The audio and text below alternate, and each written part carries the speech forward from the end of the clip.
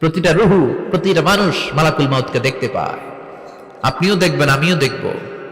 মুমিনদের কাছে এসে মালাকুল মাউত একজন যুবকের বেশে সাদা ধবধবে জুব্বা পরে সুগন্ধি মেখে মুমূর্ষু ব্যক্তির শিয়রে বসে বলে, ইয়া আইয়াতুহান নাফসুল মুতমাইন্নাহ, হে প্রশান্ত আত্মা, উখরুজি ইলা মাগফিরাতুল্লাহি ওয়া রিদওয়ানি, আল্লাহর ক্ষমা আর দয়ার দিকে বের হয়ে আসো। বলা মাত্রই মুমিনের আত্মাটা স্মুথলি বের হয়ে আসে। কাফান মিন আকফানিল জান্নাহ, হানুত মিন হানুতিল জান্নাহ, জান্নাত থেকে আনা সুগন্ধি কাফনের মধ্যে পেঁচিয়ে তিনি রূহটাকে নিয়ে ইল্লিনে চলে যায়। সরাসরি দেখে মালাকুল মাউতকে। আর যারা ইসলাম বিরোধী, কোরআন বিরোধী, তাদের সামনে এসে মালাকুল মাউত ত্রাস সৃষ্টি করে। আগে ধমক। হাইওয়েতে মাঝে মাঝে ডাকাতি হয় না? বাসগুলোর মধ্যে যখন ডাকাতি হয়, বাসে থাকে 50 জন, ডাকাত ঢুকে 5 জন, এই 5 জনের ভয়ে সবগুলো পেশাব করে দেয়। কারণ ত্রাস সৃষ্টি করে। এসেই চাইনিজ কুড়াল দিয়ে আগে কুবায় দেয় 4-5 জনের। রক্ত দেখে কি দেওয়ার সব আগে রেডি করে রাখে। মালাকুল মাউত এসে কাফের, নাস্তিক, মুশরিকদের সামনে সেরকম একটা ত্রাস সৃষ্টি করে। ভয়ে লোকটা কাঁপতে থাকে।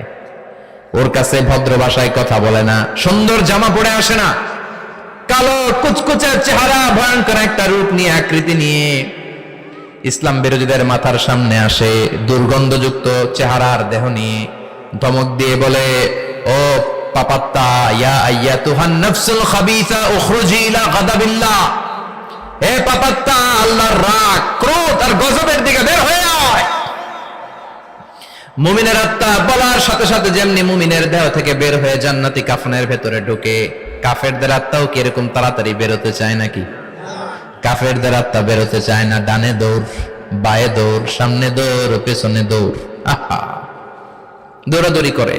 মালাকুল মাউত এটাকে টেনে হিচড়ে, একটা জীবিত ছাগলকে জবাই না করে তার চামড়া উল্টার দিকে টেনে হিচড়ে বের করলে ছাগলটা যত কষ্ট পায়, এর চেয়ে কমসে কম 70 গুণ বেশি কষ্ট দিয়ে কাফের, মুশরিক আর গাদ্দারদের রূহ কবজ করা হয়। আল্লাহ, এই পরিস্থিতি থেকে তুমি আমাদের বাঁচাও। মুমিনদের রূহ যেমনি কবজ হয়, ওইভাবে রূহ কবজের ব্যবস্থা করে দিও। ইমানের মৃত্যু নসিব করে দিও, শাহিদি মৃত্যু নসিব করে দিও। আমাকে শহীদ করে সেই মিছিলে শামিল করে নিও, যে মিছিলের নেতা মীর হামজা, খোবায়েবে খাব্বাব, আল্লাহর কাছে ছিল অতি প্রিয়, শামিল করে নিও। আমাকে শহীদ করে সেই মিছিলে শামিল করে নিও। পড়েন আমিন। আর জোরে পড়েন আমিন। তার মানে বিমান দুর্ঘটনায় হোক, কিংবা লঞ্চ ডুবিতে হোক, কিংবা আগুনে পড়ে হোক, কিংবা আত্মঘাতী হামলায় হোক, যে যেখানেই মারা যায়, কবরের 3টা প্রশ্ন তার জন্য আছে না নাই? ইসলাম বিরোধীদের জন্য প্রশ্ন 3টা, আপনারা যারা মুমিন তাদের জন্য 4টা, আপনাদের জন্য একটা বেশি। আলহামদুলিল্লাহ কোন? কবরে এসে প্রথম প্রশ্ন করবে, মুনকার নাকির যখন চলে আসবে, 40 কদম যখন আত্মীয় স্বজনরা লাশটাকে কবরের মধ্যে দিয়ে 40 কদম চলে যায়, তখনই ফেরেশতা চলে আসে। আহা, শেষ, সব শেষ। এসেই পরীক্ষা শুরু। মার রব্বুক, তোর রবের নাম কি? চিল্লায় বলেন, আমাদের রবের নাম কি? আমরা বলবো রব্বি আল্লাহ, আল্লাহ আমারে রব। দমে দমে তনু মনে তারি অনুভব। পড়েন, আল্লাহ আমারে রব। তোমার দুনিয়াতে আমি যেদিকে তাকাই, অথই নিয়ামতে ডুবে আছি সবাই। পাখপাখালির গানে শুনি তসবিহ কলরব, তসবিহ কলরব, আল্লাহ আমারে রব। প্রথম প্রশ্ন, তোমার রব কে? আমরা বলবো আমাদের রব আল্লাহ। দ্বিতীয় প্রশ্ন, ওমা দীনু, তোমার ধর্মের নাম কি? আমরা কি বলবো? তৃতীয় প্রশ্ন, বিশ্বনবীর চেহারা দেখিয়ে বলা হবে, আতারিফু হাযার রাজুল, এই লোকটারে চিনো নাকি? আমরা বলবো চিনি, আমাদের প্রাণের নবী, ঠিক কি না? চাঁদের চেয়ে সুন্দর তুমি নবী আমার কমলিহিওয়ালা, দু জাহানের বাদশাহ তুমি প্যারা নবী সাল্লে আলা, চাঁদের চেয়ে সুন্দর তুমি নবী আমার কমলিহিওয়ালা, ঠিক কি না? তিনটা প্রশ্নের যথাযথ উত্তর যখন দিয়ে দিলেন, আপনার জন্য অতিরিক্ত আরেকটা প্রশ্ন করা হবে, ওয়ামা ইলমুক, তোমার নলেজ কি? তিনটা প্রশ্নের উত্তর যে তুমি করতে পারলা, কিভাবে পারলা, কেমনে জানলা? নকল করে বলছো নাকি জেনে বুঝে আসছো? নকল হয় না? এখন তো পরীক্ষা চলতেছে বোধহয়। কি পরীক্ষা? এসএসসি পরীক্ষা। নকল হয়? কৃষ্ণপুরে নকল নাই না? এখন মনে হয় এগুলো একটু কমছে। একটা সময় ছিল অনেক নকল হইতো। পাঞ্জাবের ভিতরে নকল, পকেটে নকল, টুপির ভিতরে নকল, মৌজার ভিতরেও নকল, এমনকি মেয়েরাও নকল করে পরীক্ষার হলে আসে না নাই? স্কেলের মধ্যে লিখে নিয়ে যায়, হাতের মধ্যে লিখে নিয়ে যায়, ওড়নায় লিখে নিয়ে যায়, কাপড়ে লিখে নিয়ে যায়, আসে না নাই? ফেরেশতারা বলবে নকল করছো নাকি? কেমনে জানলা? তিনটা প্রশ্নের উত্তর তুমি কেমনে বললা? আল্লাহ তোমার রব, ইসলাম তোমার ধর্ম, এই লোকটা বিশ্বনবী, কেমনে চিনলা? আপনাকে তখন বলতে হবে আমি কোরআন থেকে শিখেছি, আমি হাদিস থেকে শিখেছি, আমি ইসলাম জেনে বুঝে মেনেছি, আমি আন্দাজে কোথাও ঘুরি নাই। চিল্লা এখন ঠিক কিনা? আপনাকে বলতে হবে, এজন্য শিখতে হবে, প্রতিনিয়ত ইসলাম সম্পর্কে জানতে হবে, আখের গোছাতে হবে, জীবনটাকে আলোকিত করতে হবে। চিল্লায় বলেন ঠিক কিনা? চারটা প্রশ্নই যখন হয়ে গেল, ফেরেশতারা বলবে আহলান ওয়া সাহলান ওয়া মারহাবান বিক, খোশামদেদ, কংগ্রাচুলেশন, খোশামদেদ, কংগ্রাচুলেশন, সব প্রশ্নের উত্তর তুমি পেরেছো। ফায়ুফসাহু লাহু কবরুহু ৭০ যিরান, আপনার কবরটারে ৭০ হাত লম্বা করে দেয়া হবে। ওয়া ইফতাহু লাহু বাবুন ইলাল জান্নাহ, আপনার কবর থেকে জান্নাতের দিকে দরজা খুলে দেয়া হবে। ওয়া ইউলবাসু মিন লিবাসি আহলিল জান্নাহ, জান্নাতের দুইটা রেশমি কাপড়ের পোশাক এনে আপনারে পরিয়ে দেয়া হবে।